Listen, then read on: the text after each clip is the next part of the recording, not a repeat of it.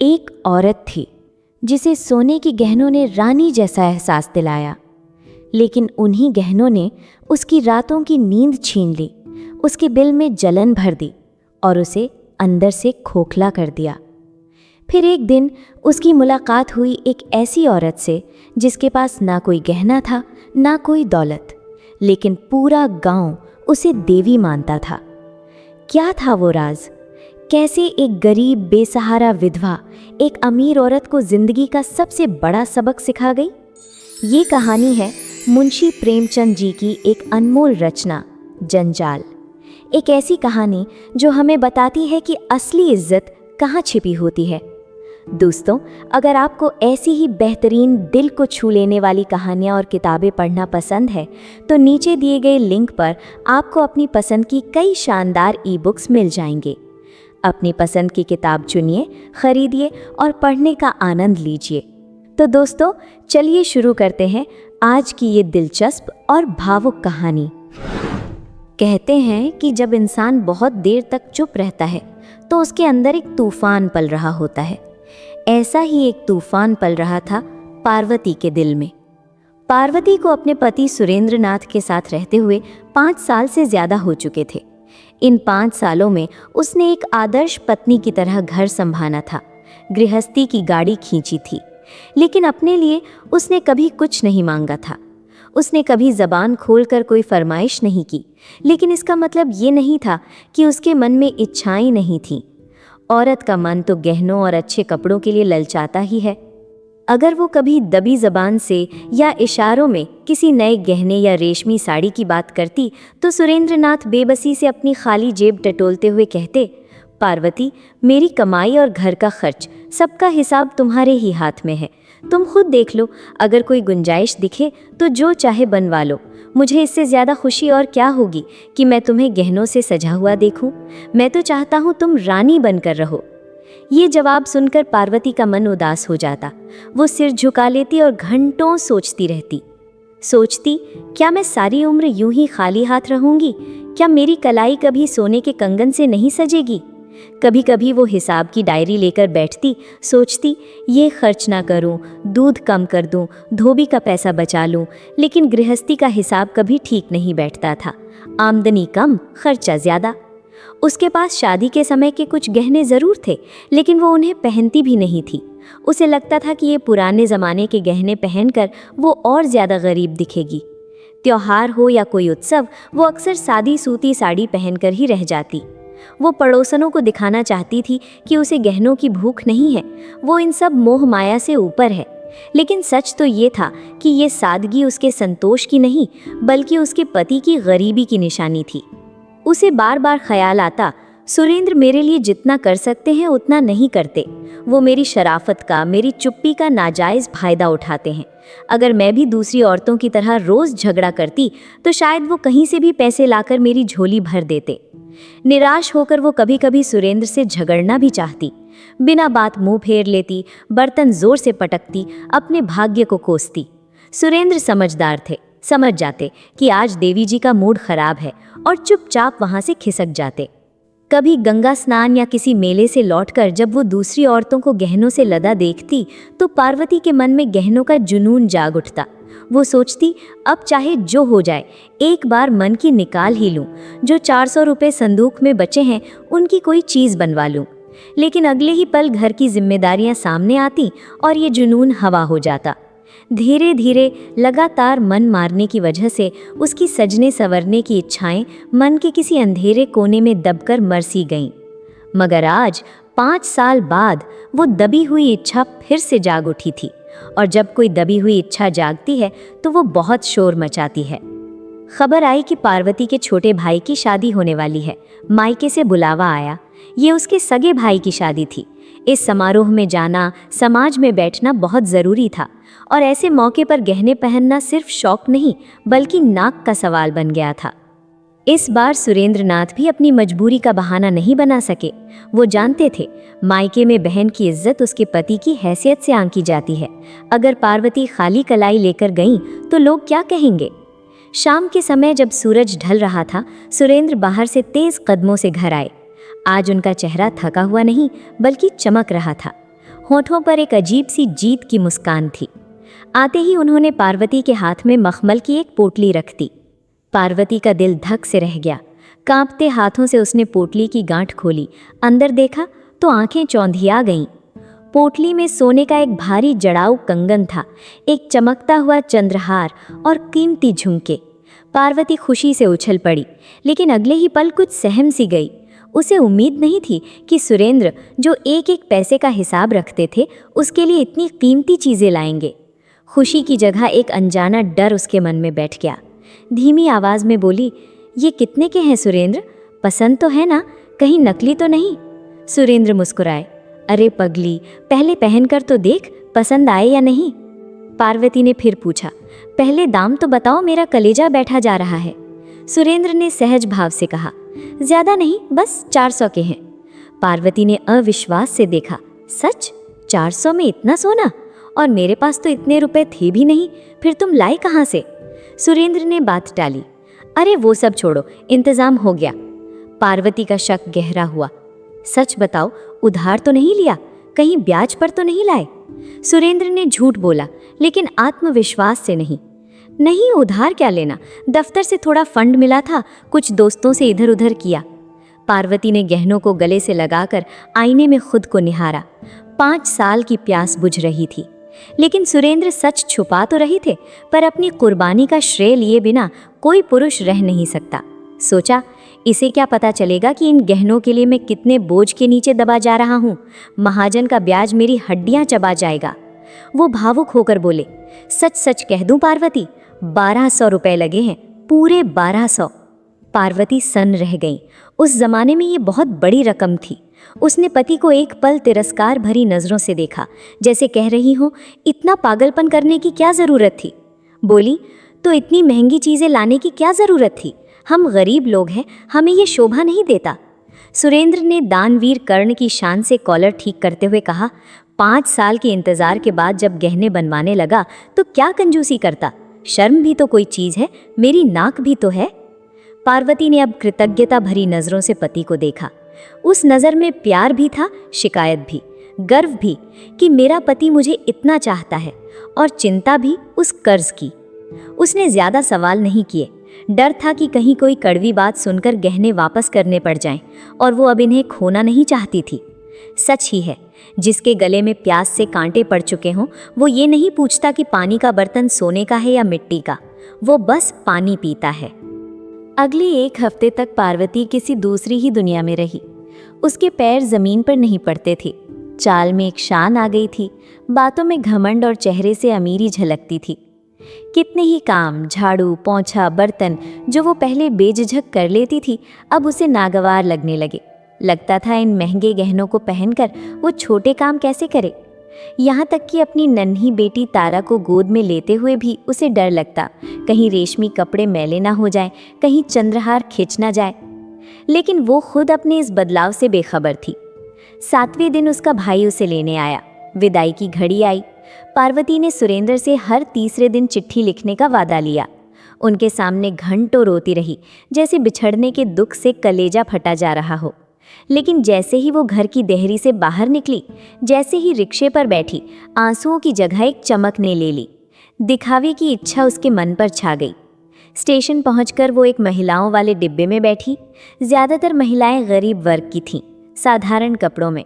उन्होंने पार्वती के रेशमी कपड़ों और चमकते गहनों को देखा और सहम कर इधर उधर सिमट गईं ताकि उसे जगह मिल सके। पार्वती खिड़की के पास सीना तानकर ऐसे बैठी मानो ये सम्मान उसका जन्म सिद्ध अधिकार हो। उस डिब्बे में उसे सिर्फ एक भले घर की महिला दिखी। एक कोने में शांत बैठी, चेहरा गंभीर लेकिन उस पर एक अजीब सा तेज। सादी सफ़ेद सूती साड़ी, पैरों में साधारण चप्पल, हाथों में सिर्फ 2 कांच की चूड़ियाँ, गले में कोई हार नहीं, कान सूने। वो गरीब महिलाओं के बीच दबी बैठी थी, जैसे भीड़ में खो गई हो। पार्वती ने मन ही मन सोचा, सूरत से तो सुंदर और कुलीन लगती है, लेकिन इसे कोई पूछ भी नहीं रहा। अगर 4 गहने होते तो यही औरतें इसका भी सम्मान करती। कलयुग में इज्जत चमड़ी की नहीं, सोने की है। पार्वती को अपने गहनों पर और घमंड हो गया। नीचे फर्श पर पार्वती के पैरों के पास एक गरीब देहाती औरत बैठी थी। उसकी गोद में एक छोटा बीमार बच्चा था, जो बार बार खांस कर चीख उठता। पार्वती झुंझला उठी। कैसी मुसीबत है, सफ़र भी चैन से नहीं कटने देते। आखिर उसने नाक भौं सिकोड़ कर कहा, अरे तुम दूसरी तरफ जा बैठो या गैलरी में चली जाओ, इसके रोने से मेरे सिर में दर्द हो गया है। गरीब औरत ने आश्चर्य और दुख से देखा।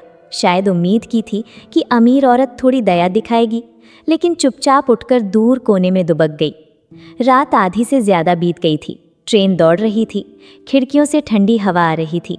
उस गरीब औरत ने बच्चे को ठंड से बचाने के लिए खिड़की बंद करनी चाहिए, लेकिन पार्वती ने मालकिन जैसे स्वर में डांटा, नहीं, खिड़की बंद मत करो, मुझे गर्मी लग रही है, तुम अपना कपड़ा ओढ़ा लो बच्चे को।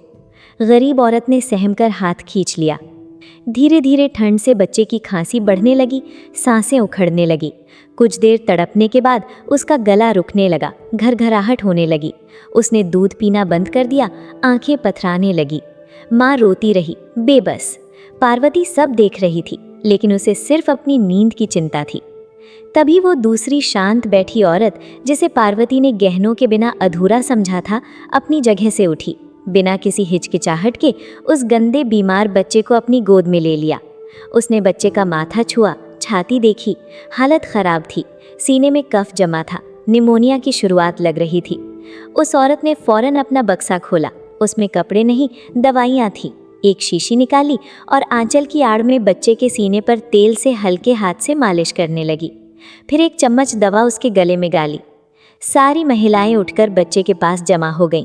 पूरे 1 घंटे तक वो भली औरत उस अनजान बच्चे की सेवा करती रही, कभी मालिश, कभी थपकी, कभी अपनी शॉल से ढकना। फिर उसने अपने बक्से से एक गर्म फलालन का कपड़ा निकालकर बच्चे के सीने पर बांध दिया।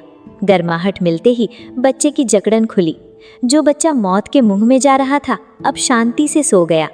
वो औरत रात 3 बजे तक बच्चे को गोद में लिए बैठी रही। अपनी नींद, अपना आराम भूलकर हर घंटे दवा पिलाती रही। सुबह होते होते बच्चे ने आंखें खोली और दूध पीना शुरू किया। गले की घरघराहट बंद हो गई थी। बच्चे की माँ उस देवी समान औरत के पैरों पर गिर पड़ी। रोते हुए बोली, दीदी, तुम ना होती तो आज मेरा लाल नहीं बचता, तुम साक्षात देवी हो। इलाहाबाद स्टेशन आया। दोनों को यहीं उतरना था। पार्वती ने कुली को आवाज़ लगाई, लेकिन भीड़ में कोई कुली नहीं मिला। मजबूरन उसे खुद अपना भारी संदूक बिस्तर उतारकर भाई को देना पड़ा। इस चक्कर में उसकी कीमती रेशमी जैकेट कील में फंसकर फट गई, मुंह बन गया। उधर उस सीधी साधी औरत ने जैसे ही अपना बिस्तर उठाया, एक महिला ने लपक कर उसके हाथों से बिस्तर छीन लिया। दूसरी ने उसका भारी संदूक अपने सिर पर रख लिया। तीसरी ने उसका दवाओं का बक्सा उठाया। पूरी की पूरी टोली उसे छोड़ने के लिए तैयार हो गई। कई महिलाएं उसे धर्मशाला तक पहुंचाने के लिए पीछे पीछे चल पड़ी। बीमार बच्चे की माँ बार बार उसके आगे हाथ जोड़ती, उसके पैरों की धूल लेती। दूसरी औरतें भी गले मिल रही थीं, रो रही थीं, जैसे किसी अपने से बिछड़ रही हों। लेकिन किसी ने पार्वती की बात भी नहीं पूछी, किसी ने उसकी तरफ देखा भी नहीं, बल्कि उसके जाने से सबको एक सच्ची राहत महसूस हुई, जैसे सिर से कोई बला टली हो। बीमार बच्चे की माँ ने तो जाते जाते उसे नफरत भरी नज़रों से देखा। पार्वती ने मन में अपनी जलन को शांत करने के लिए सोचा, इस सीधी साधी औरत ने तो गवारों पर अच्छा रंग जमा लिया, लेकिन किसी भले घर में, किसी ऊंची सोसाइटी में इसे कौन घास डालेगा? वहाँ तो कपड़ों और गहनों से ही पहचान होती है। वो अपनी हार मानने को तैयार नहीं थी। पार्वती का मायका शहर से सटी एक ऐसी अजीब बस्ती में था, जिसे ना पूरी तरह शहर कह सकते थे, ना देहात। वहाँ शहर की एक भी सुविधा नहीं थी, ना बिजली, ना नल, ना पक्की सड़कें, लेकिन देहात के सारे कष्ट मौजूद थे। पार्वती के पिता के पास कुछ ज़मीन थी, पर मजदूरों की कमी के कारण खेती नहीं हो पाती थी। उसके दोनों भाई अंग्रेजी पढ़ते थे, वकालत का सपना देखते थे। खेती करना उन्हें अपनी शान के खिलाफ लगता था। बेटी का ठाठ बाट, उसके गहने, उसकी रेशमी साड़ियाँ देखकर पार्वती की माँ फूली नहीं समाई, छाती गर्व से चौड़ी हो गई। उसने तुरंत पार्वती को साथ लेकर पड़ोसन के घर का चक्कर लगाया, ताकि बेटी की दौलत की नुमाइश हो सके। जो भी उसके कंगन और चंद्रहार को देखता, लोटपोट हो जाता। माँ हर एक की हैसियत देकर गहनों की कीमत बढ़ा चढ़ा कर बताती, कभी 2000, कभी 2500। 2-3 दिन तक पूरे मोहल्ले में उन गहनों की नुमाइश हुई। पार्वती का सिक्का जम गया। पार्वती की चाल ढाल से अब एक अलग ही शान टपकती थी। खाना खाते वक्त नाक भौं से कोड़ लेती, माँ घी बेस्वाद है, डालडा तो नहीं। पानी पीते वक्त कहती, बर्फ नहीं है क्या, इतना गर्म पानी कैसे पीऊं। माँ हर आने जाने वाले को सुना सुना कर गर्व से कहती, वहाँ ससुराल में तो रानी बनकर रहती है, यहाँ गरीब गृहस्थी में तो जो मिले खा पहन लेती है, बेचारी में ज़रा भी ऐंठ नहीं है। पार्वती की नन्ही बेटी तारा भी पूरे मोहल्ले की गुड़िया बनी हुई थी। कोई पूछता, बेटी ये सोने की हंसली हमको दे दो, तो तारा तोतली बोली में कहती, ना, ये मेरे बाबूजी लाए हैं, मेरे बाबूजी बहुत पैसे वाले हैं। शादी का दिन नज़दीक आ गया, ढोलक बजने लगी, मोहल्ले की औरतें बन संवर कर आने लगी, लेकिन पार्वती उन सब के बीच हीरा लग रही थी, बाकी सब पीतल जैसी। सबकी नज़रें उसके कंगन, चंद्रहार और झुमकों पर टिकी रहती, सब उससे दबती, उसका लिहाज करती। पार्वती दिन को रात कहे तो सब हाँ में हाँ मिलाती। पार्वती को ये सम्मान सिर्फ अपने गहनों की वजह से मिल रहा था और वो इस नशे में चूर थी। बारात चलने के दिन सुरेंद्रनाथ भी आए। शाम को जब भीड़ से बचकर घर के अंदर गए, पार्वती ने मुस्कुराकर स्वागत किया, बोली, आज जी चाहता है तुम्हारी आरती उतारूं, इन तुम्हारे गहनों ने मेरी बोलबाला कर दिया, मेरी इज्जत रख ली, सारे मोहल्ले में धाक जम गई है, अगर ये गहने ना होते तो मुझे कोई पूछता भी नहीं। सुरेंद्र ने पछताते हुए कहा, मुझे पता होता कि इसका इतना असर होगा तो 2-1 चीज़ें और ले लेता, भले ही कर्ज थोड़ा और बढ़ जाता। पार्वती की आंखों में लालच चमक उठा। सच कहते हैं, औरत की इज्जत गहनों और कपड़ों से ही होती है, नहीं तो अपने माँ बाप भी आंख से गिरा देते हैं। सुरेंद्र मन ही मन पछताए कि और गहने क्यों नहीं खरीदे। पार्वती मायके में 2 महीने रह गई। शादी का शोर थम गया। सुरेंद्र को छुट्टी नहीं मिली कि आकर ले जाते। धीरे धीरे मेहमान विदा हो गए, घर में सन्नाटा छा गया और उस सन्नाटे के साथ पार्वती के गहनों का जादू भी उतरने लगा। धीरे धीरे पड़ोसनों का आना जाना बंद हो गया। पार्वती के गहनों के 4 दिन के साम्राज्य का अंत हो गया। वही गहने थे, वही कपड़े, लेकिन अब उन्हें देखने में किसी को आनंद नहीं आता था। अब पूरे दिन पार्वती अकेली बैठी रहती, कोई मिलने आता भी तो 2-4 बातें करके चला जाता, किसी को फुर्सत नहीं थी। ये अकेलापन, ये उपेक्षा पार्वती को बहुत अखरने लगी। उसे समझ आ गया कि नित नए गहने बनते रहने से ही उसकी बात बनी रह सकती है। पुराने तमाशे को कोई मुफ्त में बार बार नहीं देखता। और कोढ़ में खाज ये हुआ कि पड़ोस के एक बनिए ने, जिसे नमक के काम में भारी मुनाफा हुआ था, अपनी पत्नी के लिए कलकत्ते के लेटेस्ट फैशन के गहने मंगवाए। उनकी चमक ने पार्वती के गहनों का रंग फीका कर दिया। अब सब उस बनिए की पत्नी की तारीफ करते। पार्वती की रही सही बात भी जाती रही। एक दिन पार्वती की बचपन की सहेली बागेश्वरी उससे मिलने आई। उसका पति रंगून से खूब पैसा कमाकर लौटा था और अपनी पत्नी के लिए असली सच्चे मोतियों का एक हार लाया था। पार्वती ने जैसे ही वो दूधिया रोशनी बिखेरता हार देखा, उसकी आंखें फटी रह गईं। मन ही मन सोचा, कम से कम 2000 का होगा। ऊपर से तारीफ की, लेकिन दिल में ईर्ष्या की आग लग गई। ये जलन उसकी आत्मा में घुन की तरह लग गई। उसने दूसरों के घर आना जाना बंद कर दिया ताकि किसी और के गहने ना देखने पड़े। आखिरकार एक दिन उसने हार मान ली, सारे गहने उतारकर बक्से में बंद कर दिए और कसम खा ली कि अब नहीं पहनेगी। उसे इन गहनों पर, उस कर्ज पर पछतावा होने लगा। बेकार ही 1200 रुपये पानी में फेंके। मैं बिना गहनों के ही अच्छी थी, कम से कम ये जलन, ये हीन भावना तो नहीं थी। तीज का त्योहार आया। माँ ने कहा, बेटी चलो नदी पर स्नान करने और मंदिर जाना है। पार्वती ने उपेक्षा से कहा, नहीं माँ, मेरा मन नहीं है। कुआर का महीना आ गया। सुरेंद्र को अभी तक छुट्टी नहीं मिली थी। पार्वती ने कई चिट्ठियां लिखीं जिनमें ताने थे, शिकायतें थीं, लेकिन 2 हफ्ते से उसने चिट्ठी लिखना भी बंद कर दिया था। जिंदगी बोझ लगने लगी थी। उसी दौरान मोहल्ले में बुखार और चेचक की महामारी फैल गई। हर दूसरे घर में कोई न कोई बीमार था। गलियों में सन्नाटा छा गया। वैद्य हकीम बिना मोटी फीस लिए नब्ज भी नहीं टटोलते थे। एक शाम पार्वती की माँ ने आकर कहा, बेटी आज शीतला देवी हमारे मोहल्ले में आ रही हैं, चलो उनसे मिले। पार्वती ने पूछा, शीतला देवी ये कौन है माँ? माँ ने श्रद्धा से कहा, अरे वो साक्षात देवी ही हैं। यहाँ आती हैं तो बीमारों की दवा दारू करती हैं, सेवा करती हैं और 1 पैसा भी नहीं लेती। पार्वती ने पूछा, घर की बहुत मालदार होंगी? माँ ने कहा, नहीं रे, सुनती हूँ सिलाई करके अपना गुजर बसर करती हैं, बहुत दुखियारी हैं। शादी के कुछ ही महीने बाद पति हैजे से मर गया, तब से सफ़ेद साड़ी पहनकर समाज की सेवा कर रही हैं। पार्वती ने पूछा, उम्र भी अधिक नहीं होगी? माँ ने कहा, नहीं, तुझसे 2-4 साल बड़ी होंगी, लेकिन ऐसी हंसमुख, ऐसी मिलनसार है कि पास से हटने का मन नहीं होता। घर की नौकरानी ने आकर बताया, बहू जी, शीतला देवी आई हैं, सामने वाली पाठशाला में बैठी हैं। 1 घंटे बाद बागेश्वरी दौड़ती हुई आई, चल पार्वती, शीतला देवी से मिले, बड़ा नाम सुना है उनका। पार्वती को भी उत्सुकता हुई। उसने बेटी तारा को अच्छी फ्रॉक पहनाई, लेकिन खुद वही सादी सूती साड़ी पहनी, गहनों को हाथ भी नहीं लगाया। जब दोनों सहेलियां पाठशाला के मैदान में पहुंची तो देखा भारी भीड़ जमा थी। एक साधारण दरी पर शीतला देवी बैठी थी, बच्चों की नब्ज देखती दवा देती जा रही थी। पार्वती ने जैसे ही उन्हें देखा ठिठक गई। ये वही महिला थी, वही ट्रेन वाली महिला, वही सफ़ेद साड़ी, वही शांत चेहरा, वही बिना गहनों का शरीर। पार्वती ने देखा कि इस औरत के सामने वो कितनी छोटी लग रही है, और सिर्फ वो ही नहीं, मोहल्ले की वो सारी औरतें जो सिर से पैर तक हीरे जड़ लें तो भी इस देवी के सामने तुच्छ ही रहेंगी। सचमुच इसी का नाम सम्मान है, ये असली इज्जत है। जब शाम ढल गई, भीड़ छंटी, शीतला देवी अपना बक्सा बंद करने लगी। तभी उनकी नज़र कोने में खड़ी पार्वती पर पड़ी। वो तुरंत पहचान गई, मुस्कुराकर बोली, अरे बहन, तुम्हें तो मैंने रेलगाड़ी में देखा था, आओ पास आओ। पार्वती शर्म से गड़ गई, धीरे से बोली, हाँ देवी जी, मुझे क्षमा कर दीजिए।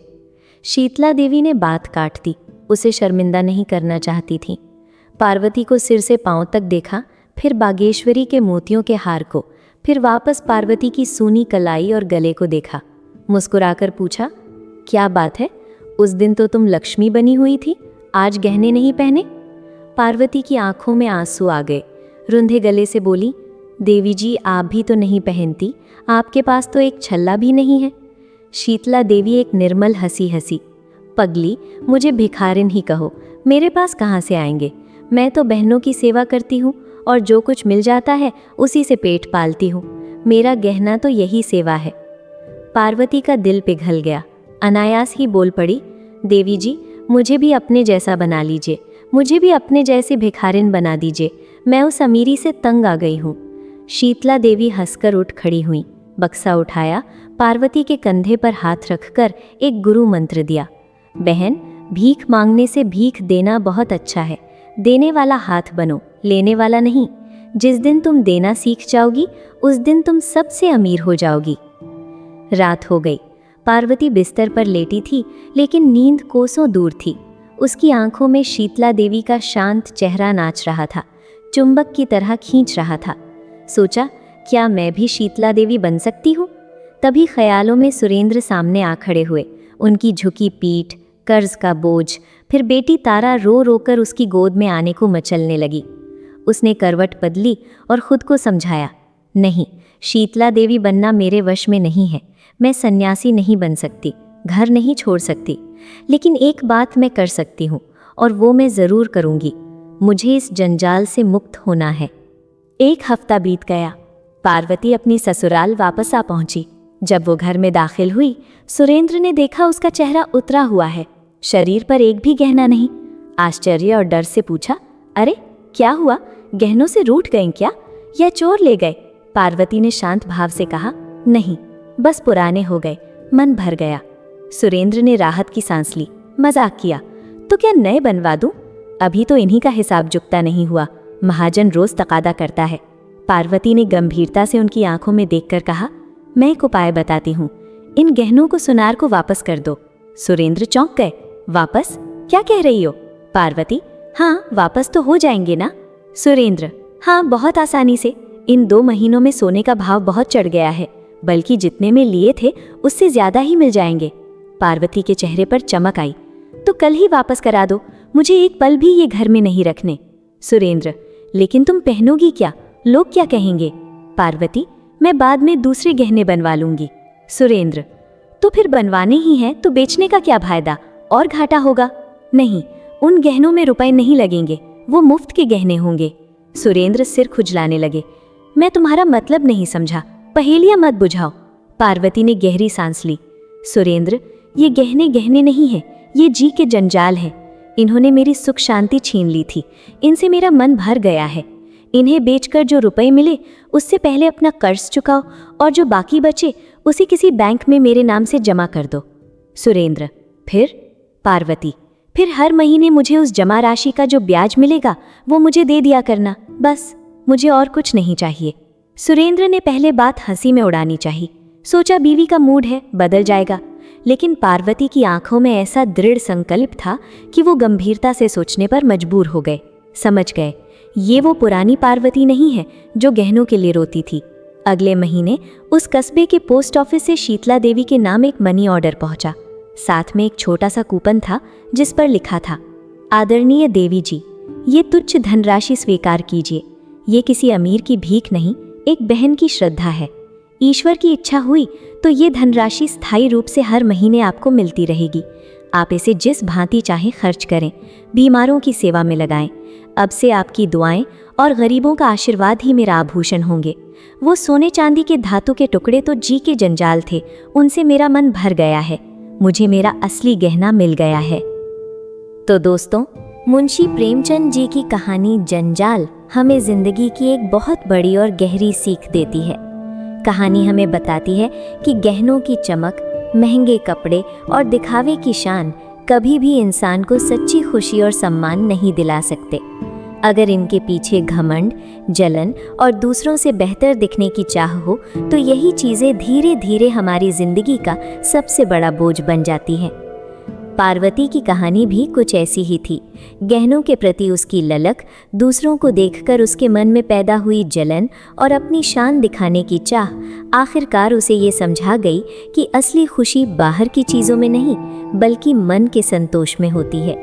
वहीं शीतला देवी, जिनके पास न कोई दौलत थी और न ही सोने चांदी के गहने, फिर भी पूरे गांव में उन्हें सम्मान और आदर मिलता था, क्योंकि उनकी असली खूबसूरती उनके सादे जीवन, अच्छे स्वभाव और दूसरों की सेवा करने वाले दिल में थी। तो दोस्तों, अगर आपको भी मुंशी प्रेमचंद जी की ये कहानी पसंद आई हो और इस कहानी से आपको कोई सीख मिली हो तो वीडियो को लाइक ज़रूर करें और हमें कमेंट करके ज़रूर बताइए कि इस कहानी से आपको क्या सीख मिली। साथ ही ऐसी ही शानदार और दिल को छू लेने वाली कहानियों के लिए हमारे चैनल को सब्सक्राइब करना बिल्कुल मत भूलिएगा। फिर मिलेंगे एक और बेहतरीन और सीख देने वाली कहानी के साथ। तब तक के लिए धन्यवाद।